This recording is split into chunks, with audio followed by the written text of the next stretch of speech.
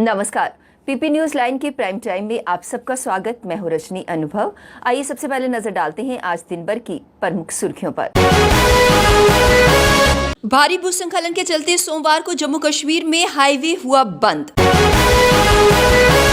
आयुष्मान योजना के शुरू होने के बाद अब निजी अस्पताल भी दिखाने लगे रुचि। छात्रों को नई शिक्षा नीति के तहत खुद को डालने की जरूरत, कहा रोहित कंसल ने। आतंकियों ने एक बार फिर आतंक फैलाने के लिए सैटेलाइट फोन का किया इस्तेमाल। प्रमुख सचिव उच्च शिक्षा विभाग रोहित कंसल ने कहा कि हमारी शिक्षा प्रणाली को आधुनिक समय की जरूरतों के अनुरूप छात्रों को कौशल प्रदान करने के लिए खुद को फिर से तैयार करना होगा। उन्होंने कहा कि लोअर स्तर की कई नौकरियों की जगह ऐसी नौकरियां ले जा रही हैं जिनके लिए अलग कौशल की आवश्यकता होती है। उन्होंने भविष्य के अनुसार जरूरी कौशल प्रदान करने के लिए शैक्षिक पाठ्यक्रम को डालने के लिए कहा है। यहाँ एमएएम कॉलेज में सतत भविष्य के लिए विज्ञान और प्रौद्योगिकी में एकीकृत दृष्टिकोण पर 2 दिवसीय राष्ट्रीय सम्मेलन का उद्घाटन करते हुए ये बात कही गई।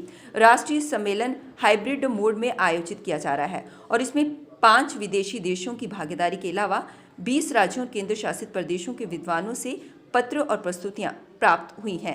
प्रौद्योगिकी और नवाचार के युग पर बोलते हुए कंसल ने कहा कि वैज्ञानिकों के लिए चुनौती प्रौद्योगिकी को स्थिरता के साथ जोड़ना है। प्रमुख सचिव ने कहा कि विज्ञान और प्रौद्योगिकी के पास एक निष्पक्ष और न्याय संगत विश्व व्यवस्था बनाने के लिए एक अतिरिक्त चुनौती है। जम्मू कश्मीर के सभी लोगों के लिए आयुष्मान भारत प्रधानमंत्री जन आरोग्य योजना सेहत शुरू होने के बाद अब यहां निजी अस्पताल भी रुचि दिखाने लगे हैं। कुछ वर्ष पहले तक प्रदेश में सिर्फ एक ही बड़ा निजी अस्पताल था। 90% मरीज सरकारी अस्पतालों पर निर्भर थे। अब सेहत योजना के बाद प्रदेश में निजी अस्पताल खुल गए हैं।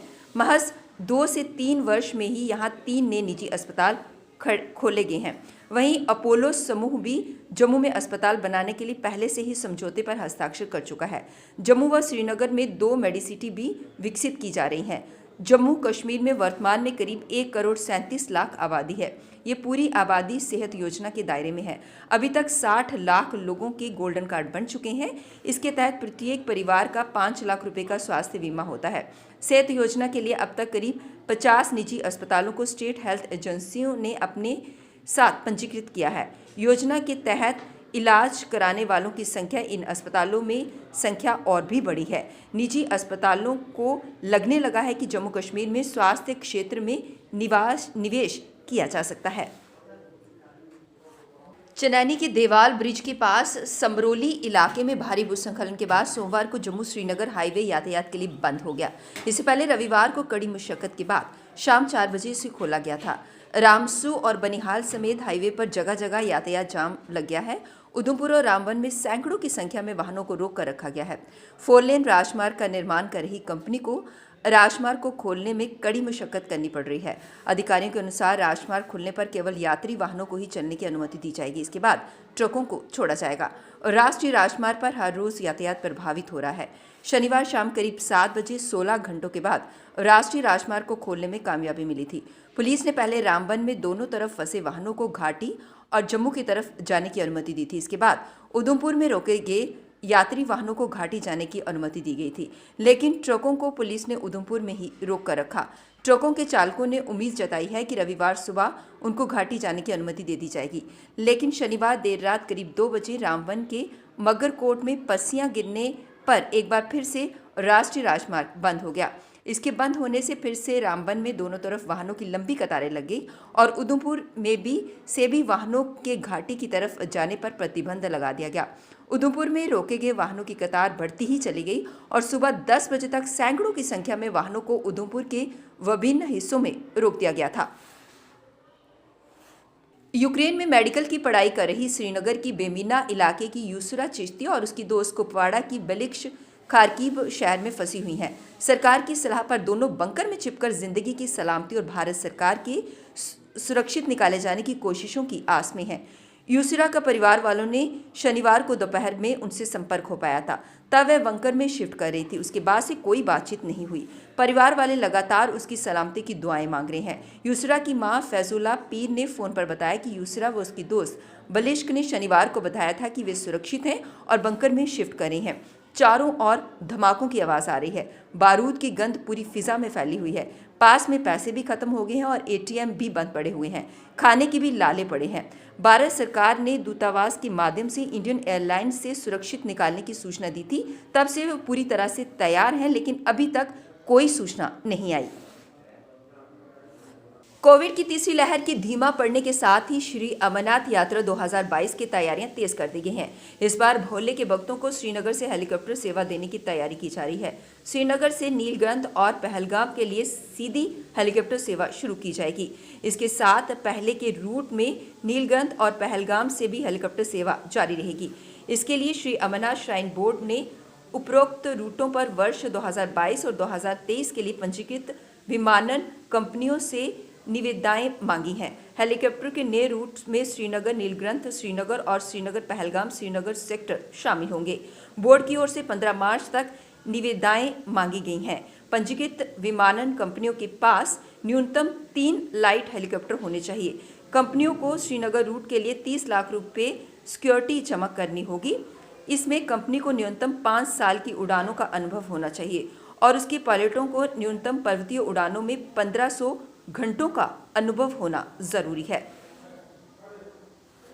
जम्मू कश्मीर में सक्रिय आतंकियों और गुलाम कश्मीर में बैठे उनके आकाओं ने एक बार फिर आपसी बातचीत के लिए सैटेलाइट फोन का इस्तेमाल शुरू कर दिया है। पिछले 1 माह के दौरान जम्मू कश्मीर के आतंकग्रस्त और सीमावर्ती इलाकों में 8 सैटेलाइट फोन सक्रिय पाए गए हैं। सुरक्षा एजेंसियों के मुताबिक वादी में आतंकियों द्वारा इस्तेमाल किए जा रहे सैटेलाइट फोन अफगानिस्तान में अमेरिकी सेना द्वारा छोड़े गए साजो सामान का हिस्सा हो सकते हैं। कश्मीर में सक्रिय सैटेलाइट फोन का पता लगाने के लिए NTRO यानी कि नेशनल टेक्नोलॉजी रिसर्च ऑर्गेनाइजेशन की भी मदद ली जा रही है। कश्मीर में सक्रिय आतंकी संगठन पहले भी सैटेलाइट फोन का इस्तेमाल करते रहे हैं, लेकिन मोबाइल विशेषकर स्मार्टफोन वादी में शुरू होने के बाद उन्होंने सैटेलाइट का उपयोग बंद कर दिया था। स्मार्टफोन से पहले आतंकी घुसपैठ के लिए GPS उपकरण का भी इस्तेमाल करते थे। स्मार्टफोन आने के कारण उन्हें अलग से GPS उपकरण नहीं लेना पड़ता। इसके अलावा वह स्मार्टफोन के जरिए इंटरनेट मीडिया के विभिन्न माध्यमों का प्रयोग कर भी अपनी कैडर और हैंडलर के साथ संपर्क में रहते हैं। ये भी सच है कि बीते कुछ वर्षों के दौरान स्मार्ट और मोबाइल फोन ही आतंकियों के लिए काल का कारण बने हुए हैं। इसके अलावा वह इसके जरिए आसानी से पकड़े जाते हैं, फिर उनकी योजनाओं का पता चल जाता है, जबकि सैटेलाइट फोन पर होने वाली बातचीत को आसानी से नहीं पकड़ा जा सकता।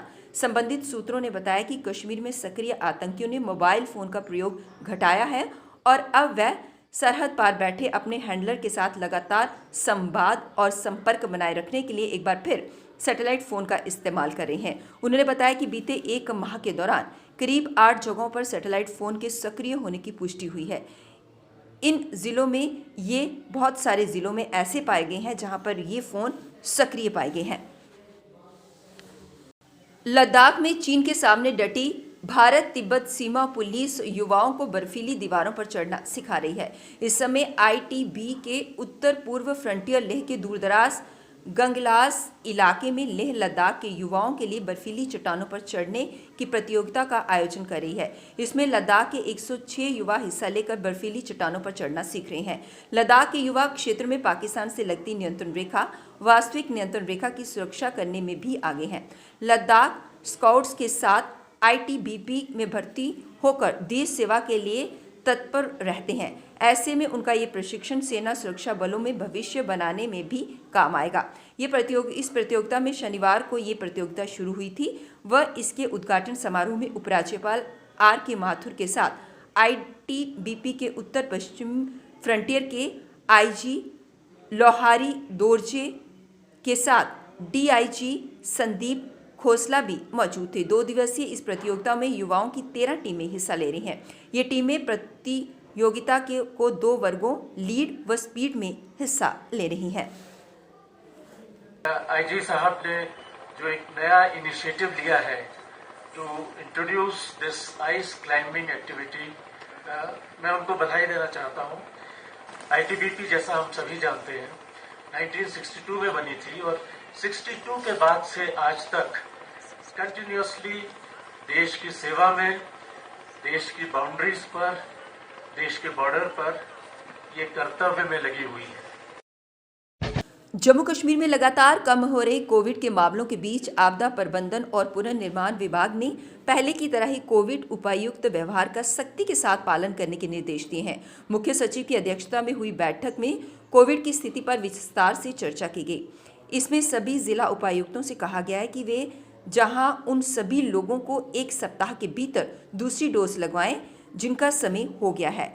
हर किसी को उसकी बारी पर दोनों डोज लगवाना सुनिश्चित करें। वहीं स्कूलों में 15 से 17 साल की आयु वर्ग में सभी बच्चों के लिए टीकाकरण का प्रमाण पत्र लाना पहले की तरह ही अनिवार्य रखा गया है। अन्य के लिए स्कूल प्रबंधन को कोविड प्रोटोकॉल का पालन करने के निर्देश दिए गए हैं। इसके अलावा कार्यालयों में भी इस तरह से कर्मचारियों की हाजिरी सुनिश्चित बनाने को कहा गया है कि कोविड उपायुक्त व्यवहार का पालन होता रहे। आपदा प्रबंधन विभाग का कहना है कि हालांकि अभी मामले बहुत कम हैं, लेकिन अभी पहले की तरह ही काम होगा। ऑनलाइन एग्जाम्स को लेकर एक बार फिर छात्रों ने जोरदार प्रदर्शन किया। उन्होंने कहा कि अगर क्लासेस ऑनलाइन होती हैं तो फिर एग्जाम ऑनलाइन क्यों नहीं लिए जा रहे। इसी को लेकर उन्होंने प्रदर्शन किया और यूनिवर्सिटी प्रशासन के खिलाफ हल्ला बोला। मैं एमएम कॉलेज का विद्यार्थी हूँ। मेरा नाम गुरजिंदर सिंह है। हम ये प्रोटेस्ट इसलिए कर रहे हैं, हम ये पहले भी प्रोटेस्ट कर चुके हैं 3 बार। हमारी वीसी सर से हमेशा बात होती है। एक बार उन्होंने 2 दिन का टाइम मांगा था हमसे कि हम ऑनलाइन नोटिफिकेशन निकालेंगे। आज तक कोई नोटिफिकेशन नहीं निकली है और हमारी सिंपल सी डिमांड थी ऑनलाइन एग्ज़ाम्स, क्योंकि हमें पढ़ाया गया था ऑनलाइन। अगर हमारी क्लासेस जूम में हुई हैं तो पेपर रूम में क्यों? ऐसा बिल्कुल नहीं होना चाहिए। हमारे साथ इंसाफ होना चाहिए। स्टूडेंट यूनिवर्सिटी यहाँ पे है, वीसी सर का भी यहाँ पे ऑफिस है, कंट्रोलर सर का भी यहाँ पे ऑफिस है। और हाँ, मैं एक और चीज़ बताना चाहता हूँ। जो हमारे कंट्रोलर सर हैं वो दरअसल एक टीचर हैं स्कूल ऑफ साइंस के। तो वो टीचर्स को, वो स्टूडेंट्स को मतलब कि अब वक्त हो चला है ब्रेक का। मिलते हैं ब्रेक के बाद। मजबूती की पहचान ACC cement, Messrs Bishandas Jaswal and sons, authorised stockist, ACC cement, 45 transport Nagar, Jammu. Break के बाद बढ़ते हैं अगली बड़ी खबर की तरफ। कैजुअल वर्कर्स के समर्थन में लोक मंच भी सामने आया है। उन्होंने कहा कि कितने सालों से लोग एज ए कैजुअल वर्कर के तौर पर काम कर रहे हैं, लेकिन अभी तक उन्हें पक्का नहीं किया गया है। उन्होंने सरकार से मांग करते हुए कहा कि जल्द से जल्द इन लोगों को पक्का किया जाए ताकि ये लोग राहत की सांस ले सकें। लड़की ने लगाई है, लड़के ने लगाई है, वो कैसे दोबारा इसी उम्र में दौड़ पाएंगे? एक तो उम्र मुझे समझते हैं कि एलजी सरकार और government of India, union government of India ने जम्मू कश्मीर को एक कॉलोनी बना लिया है, एक जागीर बना लिया है, जो हम मंजूर नहीं करते। ये किसी की जागीर नहीं है, ये एक डेमोक्रेटिक स्टेट थी, तो जो बेशक उसे तोड़ दिया है, यूनियन टेरिटरी में बना दिया है। ये हम समझते हैं कि ये नाइंसाफी हुई है बिल्कुल हमारे साथ, और हमारे साथ एक जुल्म किया जा रहा है और एक जागीर बनाकर, कॉलोनी बनाकर हमारे पर सारे कानून आजमाए जा रहे हैं। और कोशिश ये की जा रही है कि जहाँ के रहने वाले जनता को, जो जम्मू के पैदा हुए लोग थे, इस सिटीजन ऑफ साइल थे, उनको आप पीछे किया जाए और हर पोस्ट के लिए नई भर्तियाँ की जाएँ और उस नई भर्तियों में पूरे इंडिया के लोग आए। सिविक सफाई कर्मचारियों ने आज अपनी मांगों को लेकर प्रेस कॉन्फ्रेंस को संबोधित किया। प्रेस कॉन्फ्रेंस के माध्यम से उन्होंने जानकारी साझा करते हुए कहा कि जीएमसी की तरफ से कर्मचारियों को पक्का करने की बात कही गई थी और साथ ही 2.5 दिन की सैलरी की बात भी इन मांगों में शामिल थी। उन्होंने कहा कि उन्हें सिर्फ आश्वासन मिला है, लेकिन अभी तक उनकी मांगें पूरी नहीं हुई हैं। इसी को लेकर उन्होंने प्रेस कॉन्फ्रेंस के माध्यम से अधिक जानकारी साझा की। म्युनिसिपल कॉरपोरेशन के जितने भी मुलाजिम हैं वो काम छोड़ हड़ताल पर चले जाएंगे। तो मैं मीडिया के माध्यम से शहरदारों से भी अपील करता हूं कि वो भी जल्द से जल्द हमारी बातचीत करें, क्योंकि अगर गंदगी की वजह से शहर में कोई भी बीमारी फैलती है तो उसके जिम्मेवार जो होंगे वो गवर्नमेंट होगी और म्युनिसिपल कॉरपोरेशन के ऑफिसर, ना कि जो लोग सुबह उठकर शहर को साफ सुथरा करते हैं वो। इसलिए हम चाहते हैं कि जल्द से जल्द हमारी डिमांड को पूरा किया जाए। तो मैं मीडिया का धन्यवाद करता हूं जो हमेशा हमारी बात को बुलंद करते हैं। बीएसएफ सीआईएसएफ की कर्मचारियों ने आज एक बार फिर से जोरदार प्रदर्शन किया। उन्होंने कहा कि बार बार सरकार से मांग की जा रही है और उन्हें सरकार की तरफ से मिलता है तो सिर्फ और सिर्फ आश्वासन। उन्होंने कहा कि अब आश्वासन पर धरे नहीं रहेंगे, अगर हमारी मांगों को पूरा नहीं किया गया तो हम इससे भी बड़े प्रदर्शन करने के लिए मजबूर हो जाएंगे।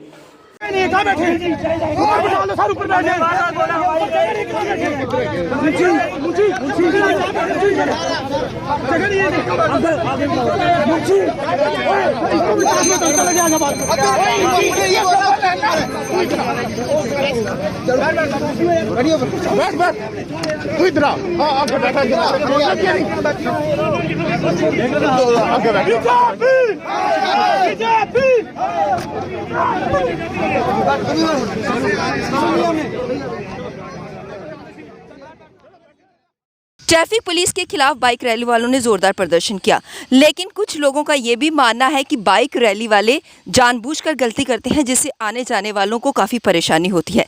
लेकिन उन्होंने उसके इस काम को यानी कि ट्रैफिक विभाग के इस काम की खूब सराहना की। करने का यही कर सकता हूँ ना, फिर मैं भी अपनी जगह फिर ठीक रहा, अगर वैसे ठीक है। अगर हम किसी की जान को खतरे में डाल रहे हैं और उसके बाद हम प्रोटेस्ट कर रहे हैं कि नहीं हमें राइट है, तो सबसे बड़ा बेवकूफ़ इंसान वही है जो ये डिमांड करेगा। हम कहना चाहते हैं ट्रैफिक पुलिस को कि जब इतने इंस्टाग्राम या यूट्यूब पे ओपनली वीडियोस पब्लिक में पड़ी हुई हैं जहाँ पे लोग ये स्टंट मारे हैं, आप वहाँ से बाइक ट्रेस करो, नंबर ट्रेस हो जाते हैं। किसी को आज वो नहीं है कि नहीं होता, नंबर ट्रेस होते हैं, आप लड़के ट्रेस करो, जिनके पास लाइसेंस है उन पे केस करो, जिन पे नहीं है उनके पेरेंट्स पे केस करो। और ऐसा कुछ एक मतलब बनाइए आप यहाँ पे कि ये जैसे भी लोग जो दूसरों की जान को खतरे में डालते हैं ये आगे से ना हो, और इनकी वजह से जो हमारे रजिस्टर्ड बाइकर्स क्लब हैं उनको दिक्कत ना हो। पीपी न्यूज़ लाइन के प्राइम टाइम के आज के इस अंक में बस इतना ही। मुझे और मेरी पूरी टीम को दीजिए इजाजत और आप देखते रहिए पीपी न्यूज़ लाइन। नमस्कार। जम्मू में आई टेस्टिंग की साइंटिफिक और मॉडर्न टेक्नोलॉजी के लिए हमेशा याद रखें जेम ऑप्टिशियंस, जहां पर रखा जाता है आपकी हर जरूरत का ख्याल। Gem opticians with the facility of eye exercise, A scan, biometry, pachymetry और ऑटोमेटेड फील्ड एनालाइजर। और हाँ, हमारे यहाँ बढ़िया क्वालिटी के ब्रांडेड स्पेक्टिकल्स, सनग्लासेस और कॉन्टेक्ट लेंसेज मिलते हैं। आपका भरोसेमंद एक ही नाम, Gem opticians, Gandhinagar. Gem opticians, Nai Basti. Gem opticians, Amphalla. Gem opticians, Trikuta नगर।